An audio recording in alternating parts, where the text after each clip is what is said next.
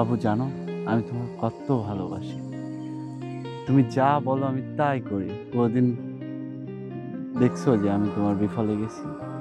তুমি যদি বলো 5 তলা বিল্ডিং থেকে লাফ দিতে হবে, তাও রাজি আছি। আরে না না, আমি তোমার 5 তলা বিল্ডিং থেকে কেন লাভ দিতে বলবো? তুমি ছেলে 50 তলা থেকে দিতে পারো, আমার কোনো সমস্যা নেই। আমি তাতেও রাজি আছি। আচ্ছা, চলো আমরা একদিন দূরে কোথাও ঘুরতে যাই। দূরে কোথাও ঘুরতে যাব? কেন? উম, ভালো লাগবে। লং ড্রাইভে যাব, তুমি আর আমি শুধু, কেউ থাকবে না। Long drive? হ্যাঁ। কেউ থাকবে না? না। তারপর?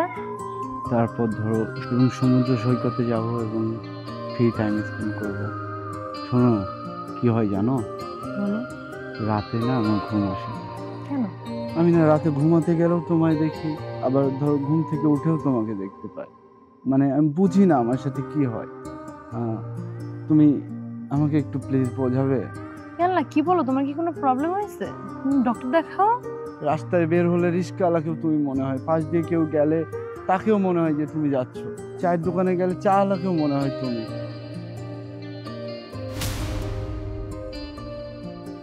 ওমা, তাই তুমি সত্যি বলছো?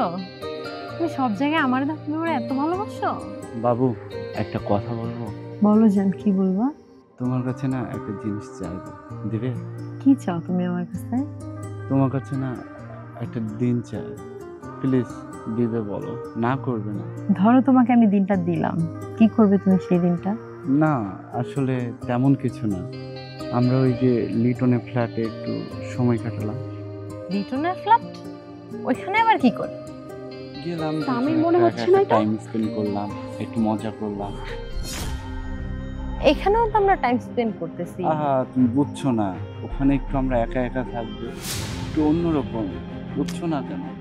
এখানেও আমরা একা একা আছি, অন্য কেউ নাই। আমরা এখানেও টাইম। এক্সকিউজ মি, কি আপনি? কি আপনার বয়ফ্রেন্ড?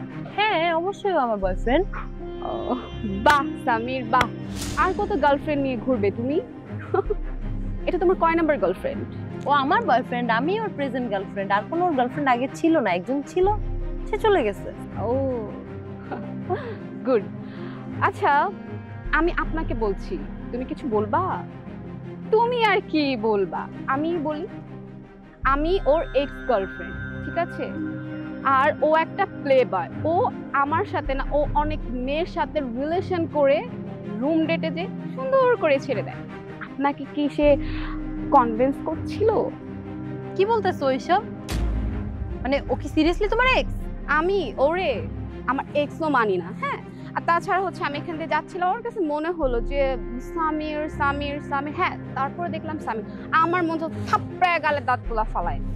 আপনি কি থাপ্পড় দিবেন? তুমি এত নিচু, এত নির্লজ্জ, মানে নষ্ট একটা ছেলে। ছি, তোমার মতো ছেলের সাথে আমি রিলেশন করছি? আমার লজ্জা করতেছে নিজের উপর। তোমার মতো নষ্টই, মানে বাজে বদমাইশ ছেলের সাথে আমি সব রিলেশন করছি। ছি। কি মনে হইলো, হ্যাঁ? আমার সাথে নাটক করবা, সবার সাথে নাটক কইরা বেড়াবা, তোমাকে কেউ ধরতে পারবে না। এই যে যেমন আমার চোখে পড়ে গেলা, তোমাকে তো এই মেয়ে থাপ্পড় দিয়া গেছে। শোনো, ভালো হয়ে যাও, নেক্সট টাইম আসো না, অন্য কোনো মেয়ের পাল্লায় পড়লে না, যে গলা ধইরা মাইরা ফেলবো। ফাল।